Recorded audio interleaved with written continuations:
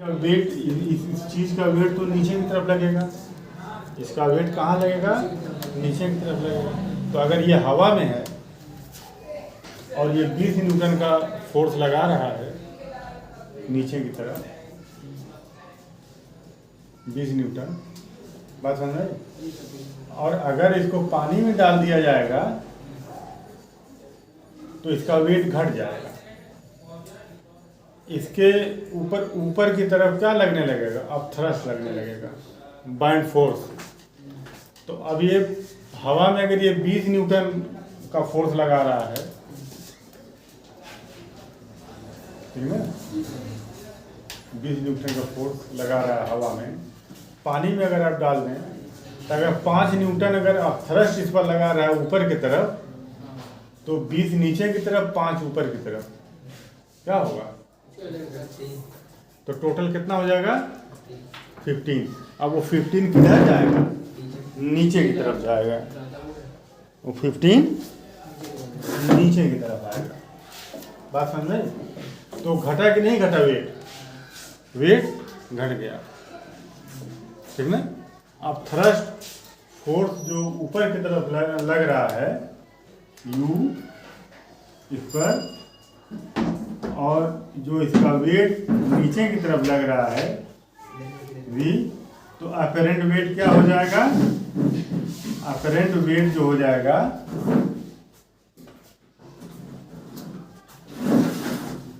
W में से U क्या हो जाएगा, माइनस हो जाएगा ना, बोलो, W में से U माइनस हो जाएगा। W इसका वेट किधर लग रहा है, नीचे की तरफ, इस पर आप थ्रस्ट कितना ऊपर की तरफ लग रहा है, तो वो अपरेंट वेट कितना हो जाएगा, ये माइनस हो जाएगा W में से U, ठीक। और ये अब थ्रस्ट फोर्स किसके बराबर होगा, ये अब थ्रस्ट फोर्स हटाए गए पानी के डिस्प्लेस किए गए वाटर के वेट के बराबर होगा, है ना।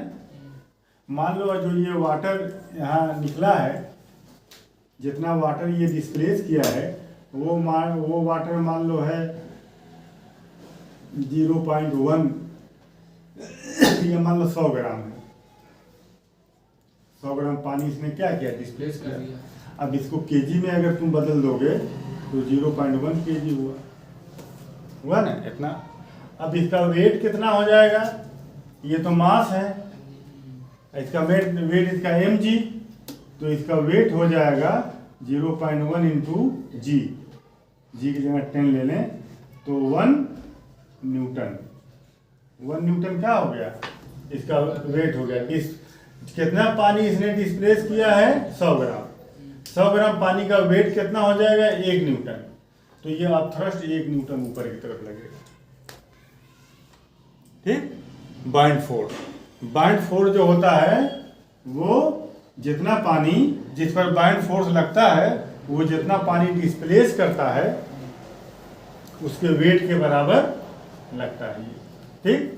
तो अब इसका वेट अगर मैं तुमसे कह दूं कि मान लो ये 5 किलो का है कोई चीज, तो इसका वेट कितना हो जाएगा, ये मान लो W, ये इसका वेट है, पानी घटाएगा पानी का, इसका वेट कितना हो जाएगा इस चीज का, 5 इंटू 10, 50 न्यूटन। तब अपरेंट वेट कितना हो जाएगा, अपरेंट नीचे की तरफ 50 लग रहा है, ऊपर की तरफ 1 लग रहा है, तो 49 न्यूटन का वेट घट गया। वेट क्या होगा, घट गया। बात समझ में।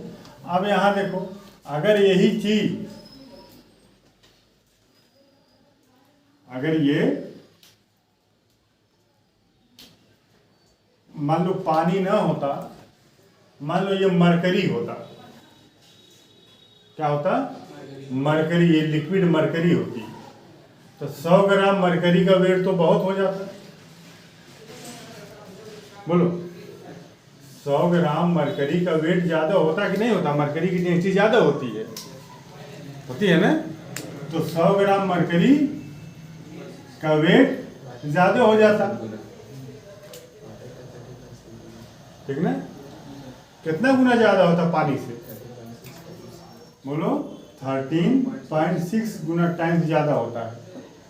वाटर का जो वेट होता है ये डेंसिटी 10⁻³ kg पर क्यूबिक मीटर, और मरकरी का होता है 3.6 × 10⁻³ kg पर क्यूबिक मीटर।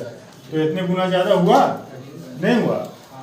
तो अगर 100 ग्राम मरकरी होता तो अगर वाटर 1 न्यूटन लगा रहा था 100 ग्राम मरकरी कितना लगाता?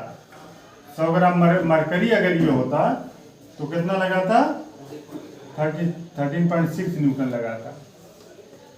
इसकी जो डेंसिटी है मरकरी की 13.6 टाइम्स है ना वाटर की, नहीं तो इतना लगाता ये।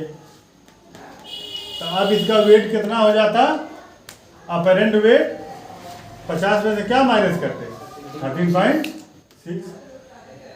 50 न्यूटन में से 13.6 माइनस करते 4, और ये 6 और ये 4 3 36 अपरेंट वेट कितना होगा? 36.4। मरकरी में इसको डुबाया गया तो apparent wait 36.4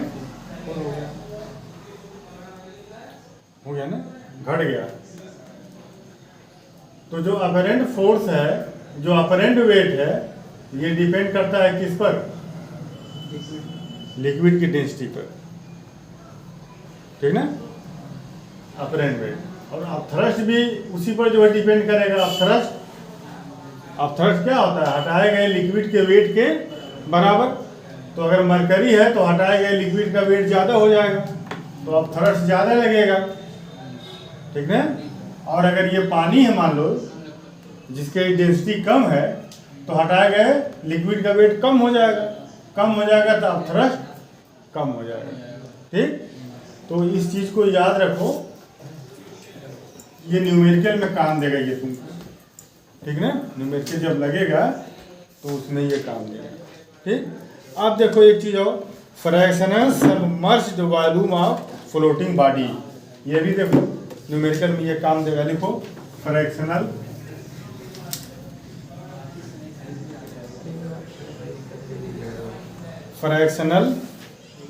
submerged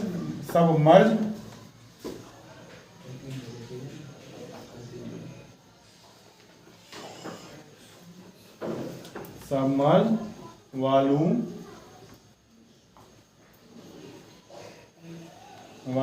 of floating body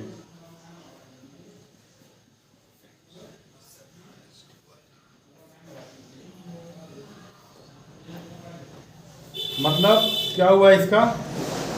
देखो यहाँ मान लो ये, यहाँ देखो इसके अंदर इतना लिक्विड भरा हुआ है,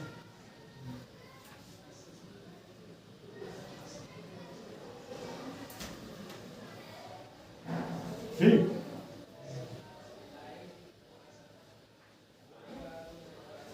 यहाँ से मान लो एक बीकर रखा गया है और यहाँ से एक होल है, ये मान लो ये नहीं है, ये ऐसे पूरा ऊपर तक भरा गया ये, ठीक। अब इसके बाद तुम ये उठाओ और ये उठाने के बाद इसको इसी में डाल दो। ये मान लो ये इतना ये डूबा हुआ है पानी में, ठीक। मान लो ये पानी में पूरा नहीं डूबा है, मान लो इसका इतना पोर्शन डूबा पानी में,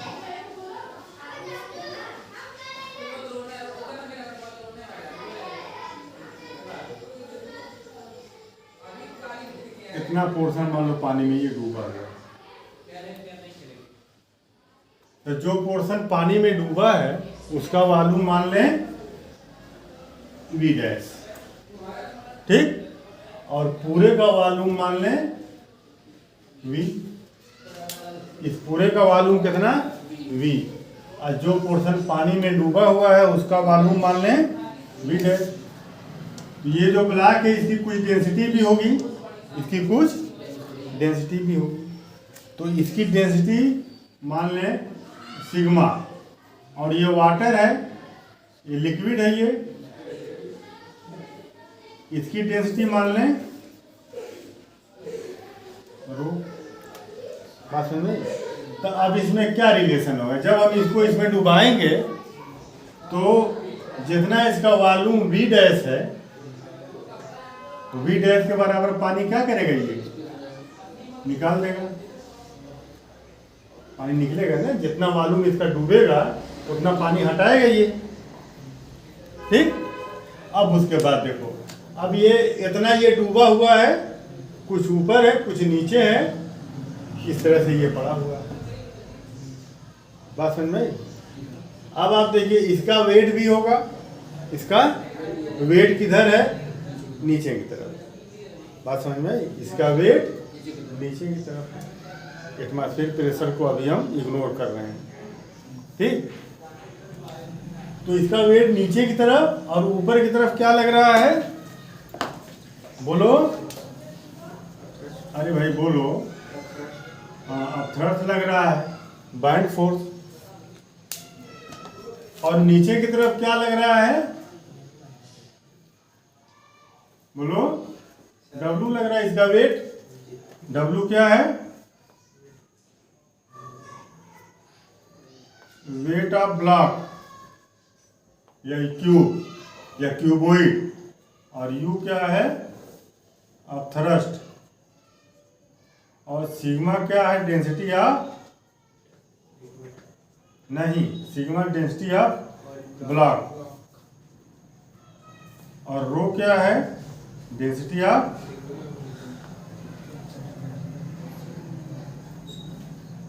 लिक्विड। अब यहां देखो, ये रुका हुआ है ना, ये क्या है, ये रुका हुआ है। रुका हुआ का मतलब कि ऊपर का फोर्स और नीचे का फोर्स क्या है, बराबर है, तब तो रुका हुआ है। इसका मतलब ये हुआ कि W जो नीचे लग रहा है और U जो ऊपर लग रहा है वो क्या होगा, बराबर होगा। W बराबर U होगा ना, तभी तो ये रुका हुआ अपनी जगह पर। W U से ज्यादा होता तो ये नीचे आता, U बड़ा होता W से तो ये ऊपर भागता। अब थ्रस्ट रुका हुआ इक्विलिब्रियम में है ये, तो weight of block equal to of thrust. और ऑफ थ्रस्ट फोर्स कितना होता है, equal to weight of liquid displaced. यही ना थ्रस्ट होता है। अब थ्रस्ट फोर्स कितना होता है, जितना ये पानी निकालेगा डिस्प्लेस करेगा उसका weight, weight of liquid displaced. ठीक, वेट ऑफ लिक्विड डिस्प्लेस्ड। तो अब देखो यहाँ इसका वेट कितना हो जाएगा, इसका अगर इसका वेट कितना हो जाएगा mg। इसका मास अगर m है, इसका मास कितना है, m है, तो इसका मास m है तो ये mg हो जाएगा। ठीक। और m इक्वल टू क्या होता है बताओ, volume into density, volume into density. Density equal to होता है मास पर यूनिट वॉल्यूम। तो m equal to mass equal to rho into ये density into volume, mass equal to density into volume. बात समझ में? तो इसका वेट कितना हो जाएगा, mg। इसका वेट कितना होगा, mg। मान लो हम mg कर लें, इसका मास कितना है, m है, और इसका मास कितना है, स्मॉल m कर लें। चलो, इसका मास स्मॉल m है, इसका मास कैपिटल m है। तो ये mg इक्वल टू, इसका मास m है तो इसका वेट कितना हो जाएगा, बोलो, स्मॉल mg। नहीं, इसका वेट कितना, इसका अगर मास m है, ये m kg का है, तो इसका वेट कितना हो जाएगा, mg। और ये लिक्विड जो इसके अंदर डिस्प्लेस हुआ है, इसका वेट अगर स्मॉल m kg है, तो इसका वेट कितना हो जाएगा, mg। मास इंटू वेट क्या आता है, weight equal to mass into acceleration due to gravity, mg। w equal to mg होता है, पता है ना सबको।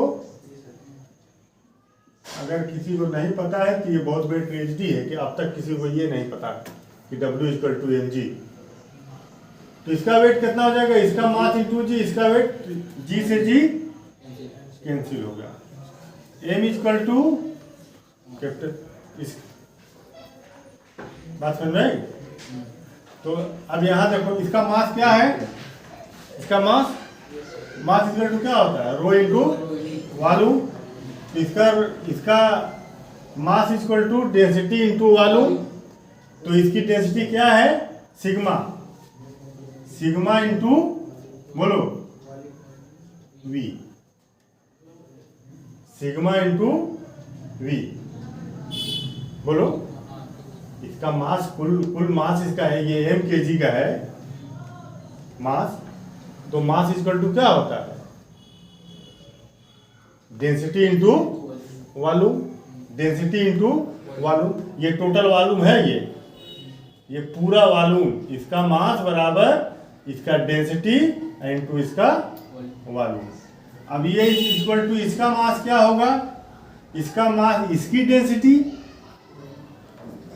इसका मास इसकी डेंसिटी इंटू इसका वॉल्यूम, इसका, और इसका वॉल्यूम कितना है, इसका वॉल्यूम उतना ही ना होगा जितना वॉल्यूम इस डूबे हुए पार्ट का है। ये बोलो, ये अपने वॉल्यूम ही के बराबर तो पानी निकाला है। इसका वॉल्यूम कितना है, ये जितना ये डूबा हुआ है, जितना ये डूबा हुआ है इतना ही वॉल्यूम है, इतने ही जितना ये जगह घेर रहा है डूबा हुआ पार्ट उतना ही ना पानी निकालेगा। तो डूबे हुए पार्ट का वॉल्यूम कितना है, वी डैश। तो rho into V dash, rho into V dash. तो अब देखो वी डैश अपान वी, इसको इधर ले जाओ और इसको इधर लेकर के आ जाओ, equal to rho upon sigma. ये काफी इंपॉर्टेंट रिलेशन ये निकल करके आया, ठीक। अब ठीक ना, अब यहाँ देखो ये जो वी डैश जो वॉल्यूम है, लेफ्ट हैंड साइड में और राइट हैंड साइड में एक रिलेशन तुम लोग अपने दिमाग में बैठाने की कोशिश करो कि देखो अगर इसकी डेंसिटी ज्यादा होगी, किसकी,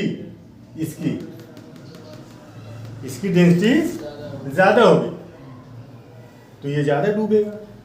मान लो अगर हम इसकी डेंसिटी कांस्टेंट कर दें, ये पानी है, अगर ये पानी है तो उस पानी में एक ब्लॉक हमने ये लिया जिसकी डेंसिटी थोड़ा कम है तो ये थोड़ा कम डूबेगा, और एक ऐसा ब्लॉक ले लिया जिसकी डेंसिटी ज़्यादा है, भारी है वो, तो ज़्यादा डूबेगा। तो ये जितना वॉल्यूम ये विड्थ है जो ये डूब रहा है, ये डिपेंड कर रहा है इसकी डेंसिटी पर। डेंसिटी ज़्यादा होगा ज़्यादा डूबेगा, डेंसिटी कम होगा हल्का होगा कम डूबेगा। तो एक डायरेक्ट रिलेशन हुआ दोनों में, जो पोर्शन डूब रहा है उसमें और इसके डेंसिटी में डायरेक्ट रिलेशन हुआ। तो यहाँ देखो, ये देखो रिलेशन डायरेक्ट बता रहा है, V dash upon V equal to sigma upon rho. ऊपर डूबा हुआ पार्ट और उसका इस ब्लॉक की डेंसिटी है ये, ठीक। तो इस पर क्वेश्चन इस पर आएंगे, ठीक ना। वी डैश डूबा हुआ भाग वॉल्यूम और upon V total volume equal to इस ब्लॉक की डेंसिटी अपान लिक्विड की डेंसिटी। उतार लो इसको।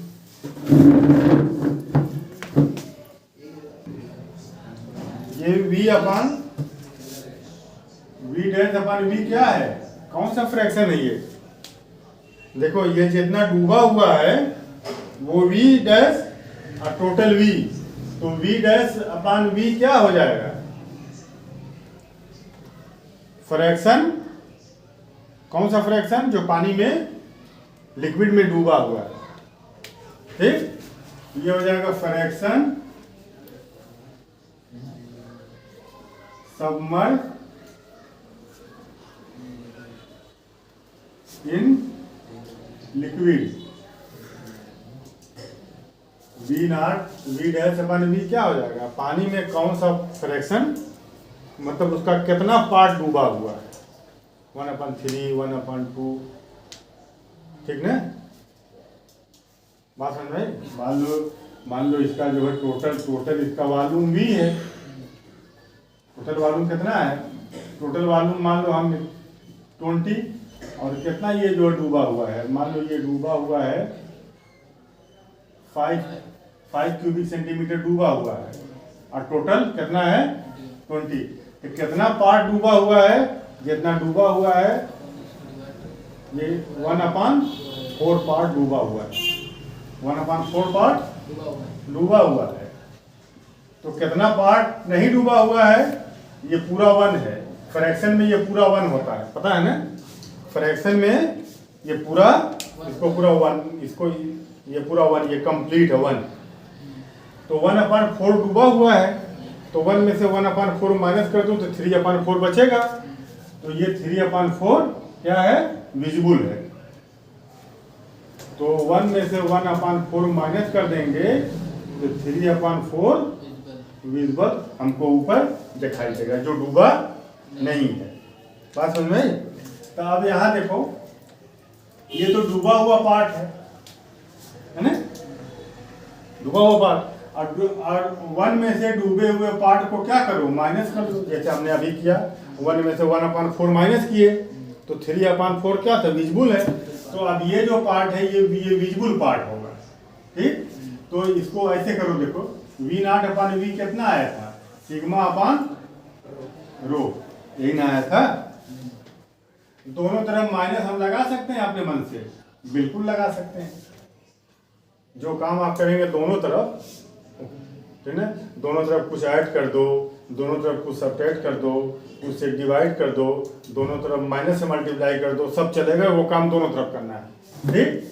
अब दोनों तरफ 1 को ऐड कर दो, कर दिया है, कर सकते हैं हम। 1 से हम दोनों तरफ मल्टीप्लाई किए, 1 दोनों तरफ ऐड कर दिए, नहीं माइनस से मल्टीप्लाई किए और 1 को क्या किए? ऐड कर दिए।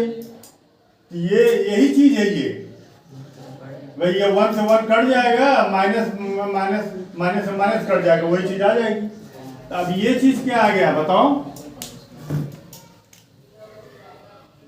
बोलो। ये ये V' क्या है? जितना पानी में डूबा हुआ है, ये वाला हिस्सा, ये वाला पार्ट फ्रैक्शन में। और 1 में से, पूरे में से इसको माइनस कर दो तो कौन सा पार्ट आ जाएगा? जो विजिबल है। तो विजिबल ये हो जाएगा visible part. Visible part equal to 1 minus σ/ρ। ये विजिबल पार्ट हो गया ना?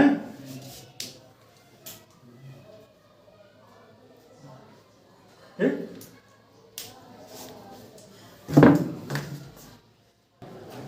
इसकी आइस है, इसकी डेंसिटी कितनी होगी? पानी से कम होगा तब तो तैरेगा। तो ये दिया हुआ है 917 kg/cubic।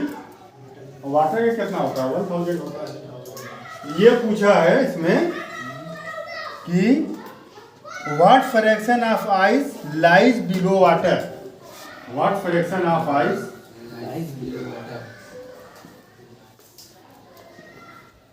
What fraction of ice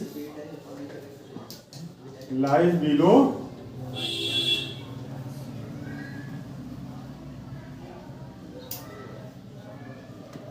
इसका कौन सा पार्ट, कितना फ्रैक्शन पानी के नीचे रहेगा? तो सॉल्यूशन देखो बहुत आसान है, ठीक ना? कौन सा फ्रैक्शन? तो वो फ्रैक्शन क्या? V0/V equal to σ/ρ। ये क्या है? ये V'/V। कौन सा पोर्शन पानी के नीचे? जितना पोर्शन पानी के नीचे है उतना अपन टोटल वॉल्यूम करोगे तो कौन सा फ्रैक्शन पानी में डूबा है, और जितना फ्रैक्शन पानी के ऊपर है उतना अपन टोटल करोगे। जितना वॉल्यूम पानी के ऊपर है ये, इतना अपन टोटल वॉल्यूम करोगे तो कौन सा कितना फ्रैक्शन ऊपर है वो आएगा। बात समझ में आई? और कितना वॉल्यूम पानी में डूबा है लिक्विड में, उतना अपन टोटल वॉल्यूम करोगे तो कौन सा फ्रैक्शन लिक्विड के अंदर डूबा है वो आएगा। तो ये क्या है? यही तो है फ्रैक्शन ऑफ W/V। क्या है? फ्रैक्शन, ये W कर रहे हैं। V'/V क्या है? Fraction lies in water. Fraction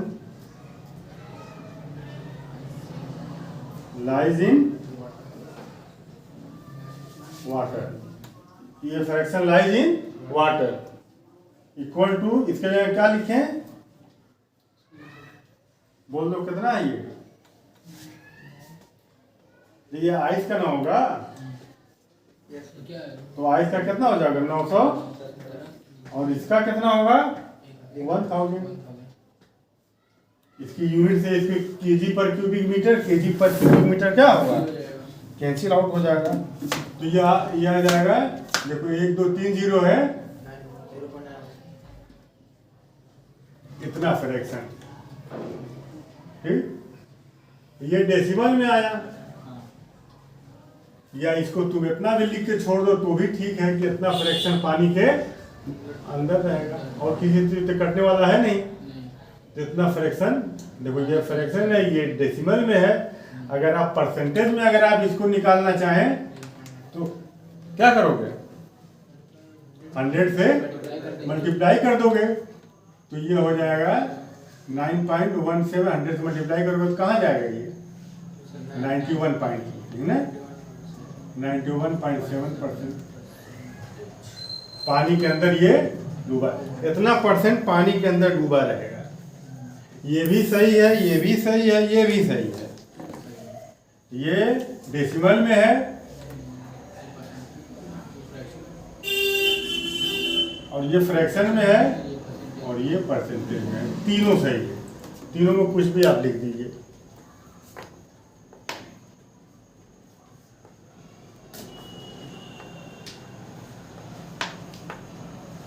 ठीक।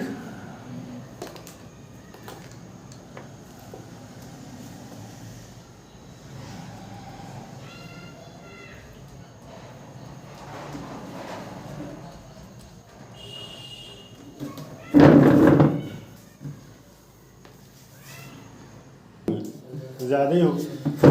तो सी वाटर की डेंसिटी जो दिया हुआ है,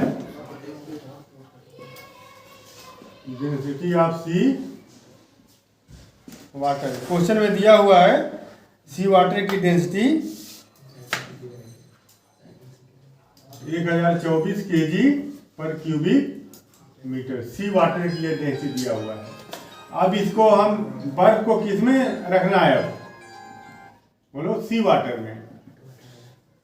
अगर हम इसको सी वाटर में बर्फ को डाल दें, आइस को, तब ये पूछा है क्या कि व्हाट फ्रैक्शन ऑफ आइस बर्फ डू वी सी, हम देखेंगे, मतलब ये कौन सा पोर्शन इसका बाहर, किस पोर्शन को तुम देखोगे, जो बाहर रहेगा, है कि नहीं, जो पोर्शन बाहर रहेगा वही तो आप देखेंगे, तो विजिबल यही होगा। तो अब इसको सी वाटर में इसको डाला गया, ये क्या है, सी वाटर, सी वाटर में। तो कौन सा पोर्शन देखो यहाँ, अभी हमने बताया था, यहाँ देखो विजिबल पार्ट, तो विजिबल पार्ट क्या होगा, विजिबल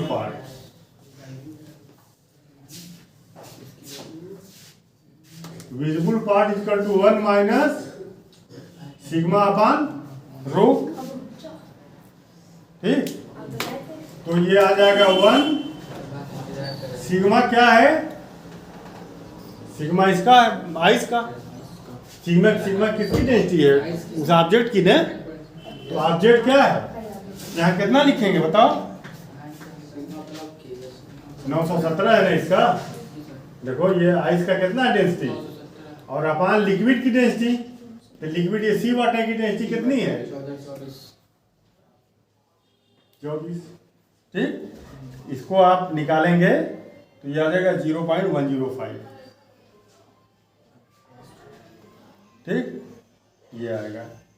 अब इसको अगर तुम परसेंटेज में अगर तुम निकालो तो 100 से मल्टीप्लाई कर दोगे तो 10.5, 2 0 इधर चला जाएगा, है ना, 10.5% ये ऊपर दिखाई देगा, ठीक, 10.5% ऊपर दिखाई देगा, अब बाकी नीचे दिखाई देगा। कितना परसेंट नीचे दिखाई देगा? 89.5 नीचे दिखाई देगा ये, ठीक है।